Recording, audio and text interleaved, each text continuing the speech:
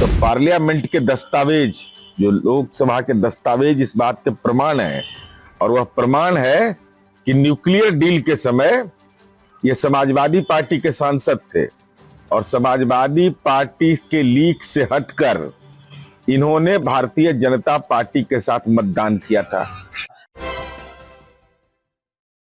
अतीक अहमद जैसा दुर्दांत अपराधी, चाहे अपराध जगत का व्यक्ति किसी भी जाति, बिरादरी, वंश का हो, वह उसी का दुश्मन होता है। तो अतीक अहमद तो कोई स्वतंत्रता सेनानी थे नहीं, तो गुंडा मवाली था। राजनीति के काल चक्र में ऐसे लोगों को समर्थन मिल गया, एमएलए बन गए, एमपी बन गए, लेकिन वो रोल मॉडल नहीं हो सकते।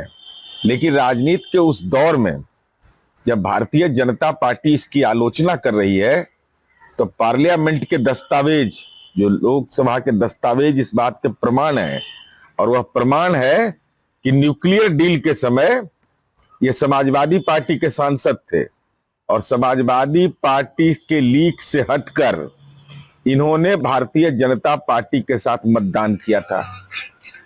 अब ऐसे लोगों का चरित्र क्या होता है? जिस दल ने सांसद बनाया उसके प्रति वफादार नहीं, और भारतीय जनता पार्टी आलोचना कर रही है, तो यह बताना पड़ेगा ना कि 2008 के न्यूक्लियर डील में अतीक अहमद की भूमिका क्या थी। अपरोक्ष रूप से समर्थन लिया उसकी ताकत बढ़ गई।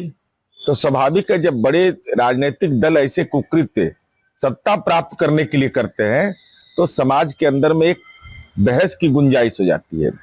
और यहां जो नारा लगाया, तो पुलिस अपना काम कर रही है, वो करेगी, लेकिन ऐसे लोगों पर राजनीतिक बयान देकर के महिमा मंडन करना, अतीक अहमद की घटना हुई, अब इसको मीडिया चला रहा है, कि क्या मतलब है इसका? भाई सीधे सीधे तौर पर ये गलत लोग होते हैं, ये रोल मॉडल नहीं हो सकते हैं। इस पर 1,500 करोड़ की संपत्ति हड़पने का आरोप हो, और अपराध की सामान्य व्याख्या है कि अगर कोई अपराधी है तो पहले अपना गोतिया का इलाज करता है, फिर जात का इलाज करता है, और जात के बाद उसी का संपत्तियां हड़पता है सुरक्षा के लिए, सुरक्षा के घेरे में रहने के। उसको कहीं पेड़ के नीचे बैठ के बात करेगा कभी? वो डरपोक का कायर होता है तो सुरक्षा में रहता है, लेकिन रोल मॉडल बन जाता है। इसलिए ऐसे लोगों को राजनीतिक रोल मॉडल मत बनाइए। समाज के अंदर में इससे दुराव का भाव उत्पन्न होता है। उपेंद्र कुशवाहा देश के गृह मंत्री अमित शाह से मिलकर आए हैं। हालांकि उन्होंने ये जरूर कहा है कि समय आएगा तो बताएंगे, लेकिन चर्चा है कि एनडीए में वापसी हो रही है। अरे भाई, तो महागठबंधन में क्या डील हुआ था ये पूछ रहे थे, तो अपना डील हुआ बताने में अरे बोल दीजिए ना भाई कि अमित शाह जी ने कहा है 40 सीट पर बीजेपी लड़ेगी, तो हम भाजपा से ही लड़ेंगे। बोलने में क्या दिक्कत हो रहा है? ये तो देर नहीं करना चाहिए इनको, ये तो पहले ही जाके साष्टांग इनको। और सम्राट अशोक पर ही मंतव्य दिए है कि सम्राट अशोक को जिसने अपमानित किया है उसको पद्मश्री मिला है, तो गृह मंत्री को बोले कि नहीं? गृह मंत्रालय से ही मिलता है। तीसरा सवाल है महत्वपूर्ण, कि देश के अंदर में जो शिक्षा की व्यवस्था है, उसमें जो पिछड़े और अति पिछड़े के छात्रवृत्ति था, पीएम यशस्वी योजना आने के बाद कक्षा 1 से 8 तक बंद कर दिया गया। जिस इलाके से ये सांसद रहे हैं, जगजीवन राम छात्रावास योजना बंद कर दिया गया, और जो 10% आरक्षण सामान्य समुदाय को दिया गया, तो जो दलित और पिछड़ा को स्कॉलरशिप मिलता है, वैसे स्कॉलरशिप की सुविधा क्यों नहीं?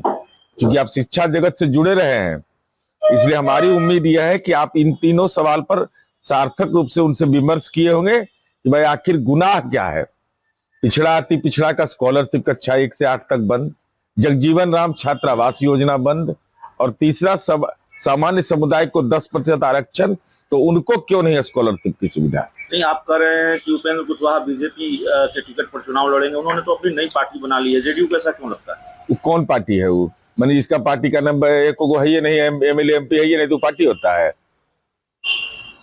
भाई? बीजेपी के टिकट पर चुनाव लड़ेंगे भाई, आप उदाहरण है, इस देश की राजनीति में उदाहरण है। या तब अमित शाह के साथ गलत बोले हैं, चाहे दो में एक ही सही होंगे ना। अमित शाह जी ने हिसुआ की सभा में कहा कि 40 सीट पर बीजेपी लड़ेगी, तय तो आप ही को करना है।